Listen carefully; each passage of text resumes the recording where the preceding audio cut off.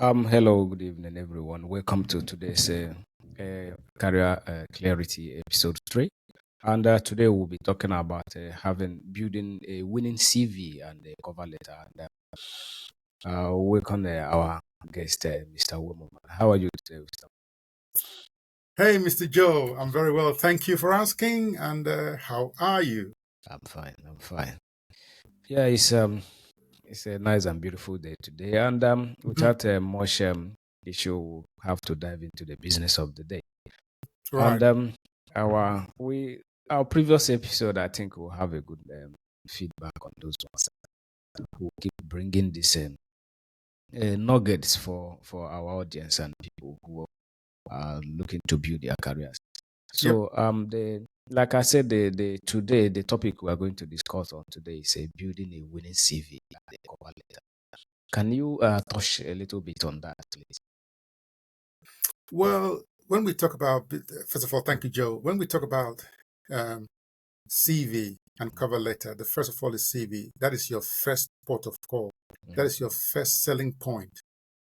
Before anybody can invite you for further discussions, the first thing that they will look at is your CV slash your profile. Mhm. So it's very important that you spend time to craft your profile, your CV in such a way that it attracts it generates that initial attention Mhm. for people to want to talk further with you. There's a lot that has to go in so that it stands out, selling you for the Mhm. role you're going for without it being too cumbersome, without it being such a chore to read. There's some list of keywords, Mhm. okay, that you have to, those buzzwords that your Mhm. CV has to have so that it makes you stand out, your unique strength, your capabilities that you're bringing into that role that you're going in for. That's what Mhm. a winning CV does. Yeah.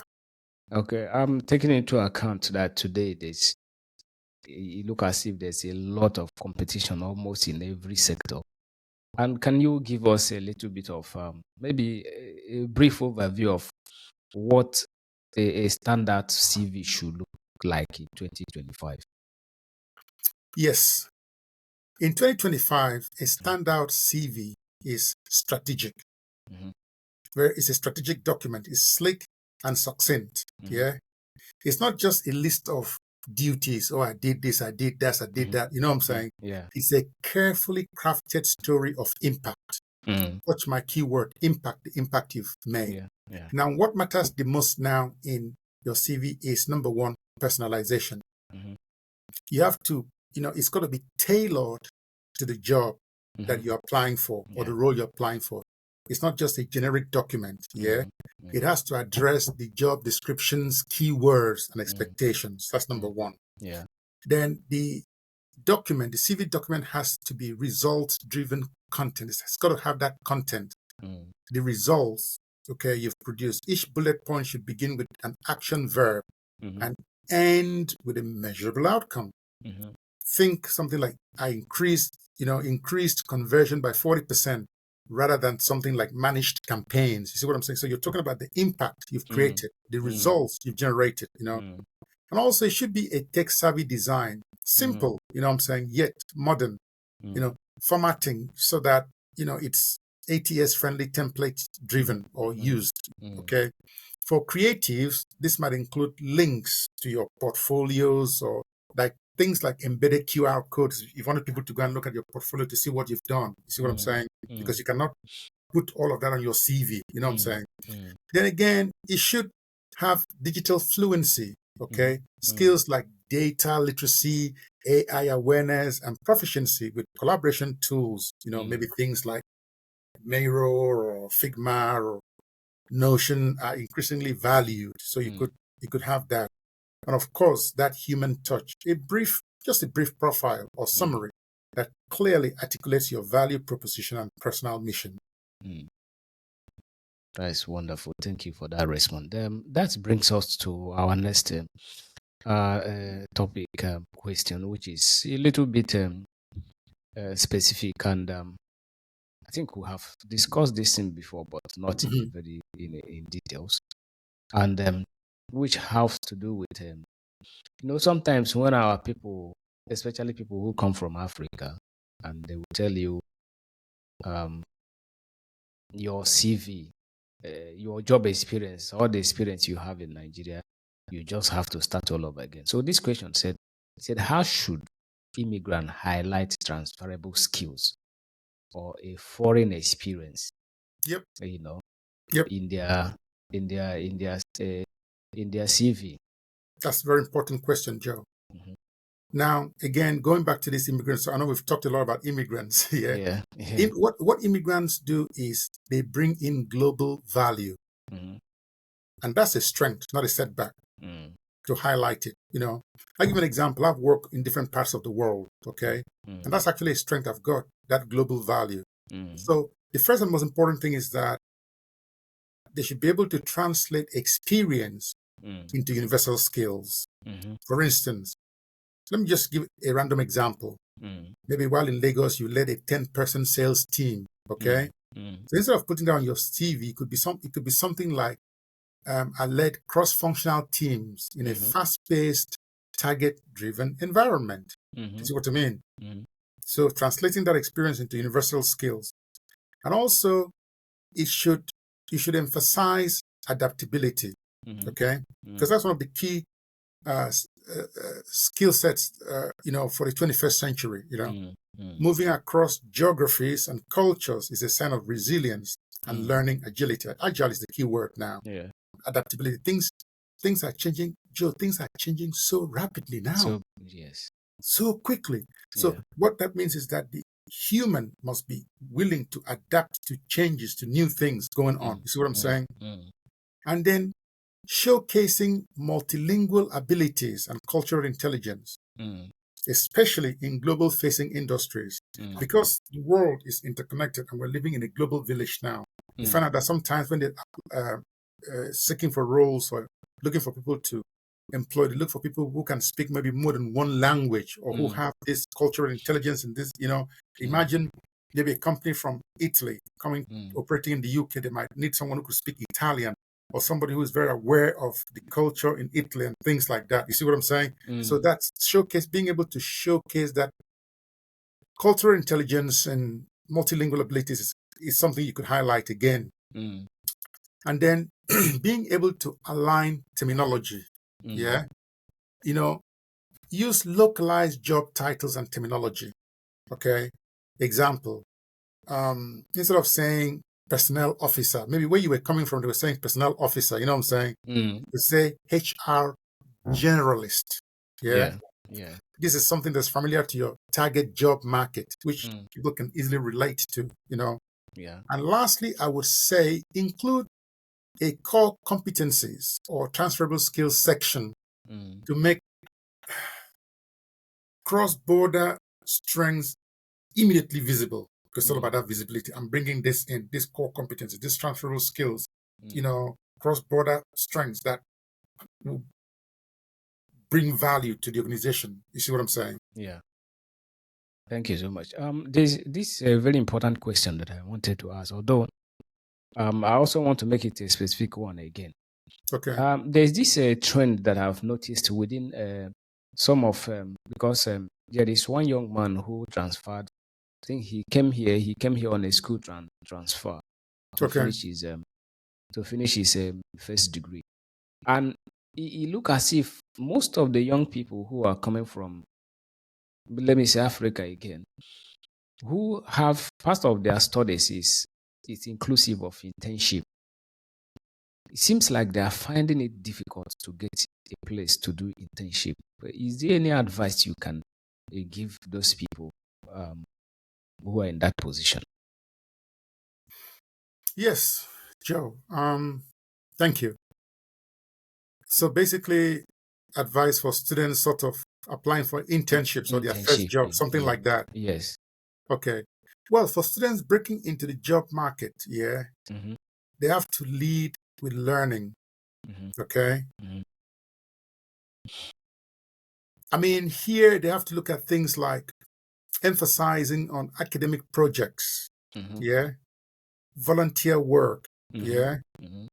campus leadership, Hmm. and personal initiatives as your experience, Yeah. yeah. Mm. And that's why students, when when you're in the community, in a school community, don't just be a dormant member of the community. Mm-hmm.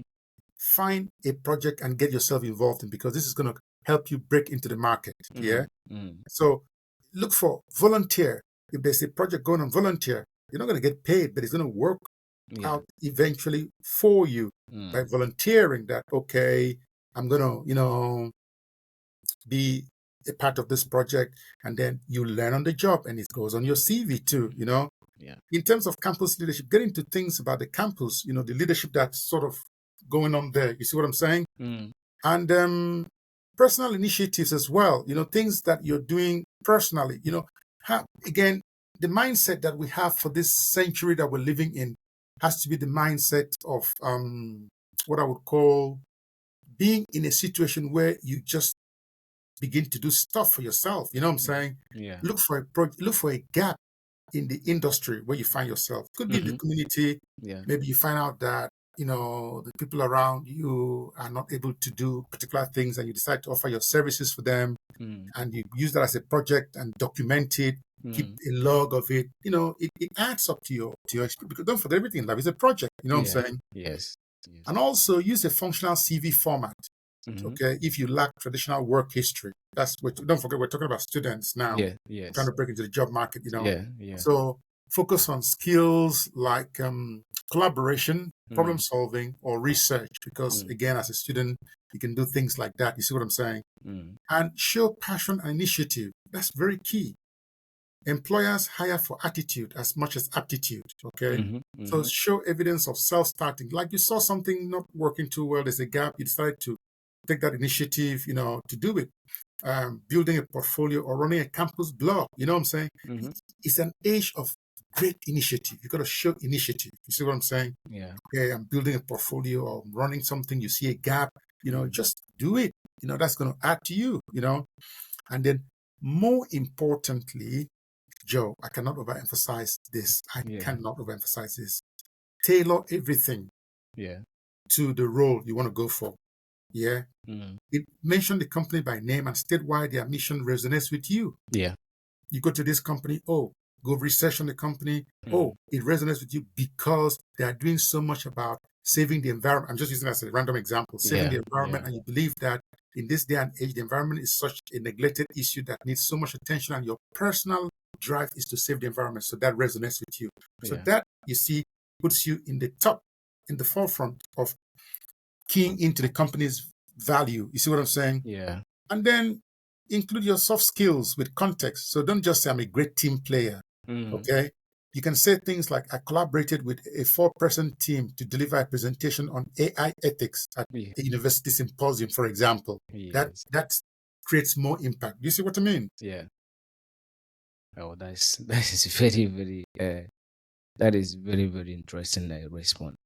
Hmm. And before we call it a wrap today, Yeah. also, how important is personal branding? I'm talking of creatives, the people Hmm. who are obviously the creatives industry covers a whole lot today, and Hmm. you know. Hmm. Hmm. So, how important is personal branding in the creative industry? Personal branding is like a summation of you. Hmm. It's just like a summary of you. Hmm. In the creative industry, personal branding is not just important, I think it's essential. Hmm. It's the difference between being seen and being invisible. Hmm. It sets you apart. Okay. Yeah. Now, a lot of markets are saturated now. You know what I'm saying? Yes. Yes. So, in these saturated markets, it's your unique aesthetic, Hmm. okay? Yeah. Your tone, your professional values, which Hmm. creates an identity that Hmm. attracts opportunities. Yeah.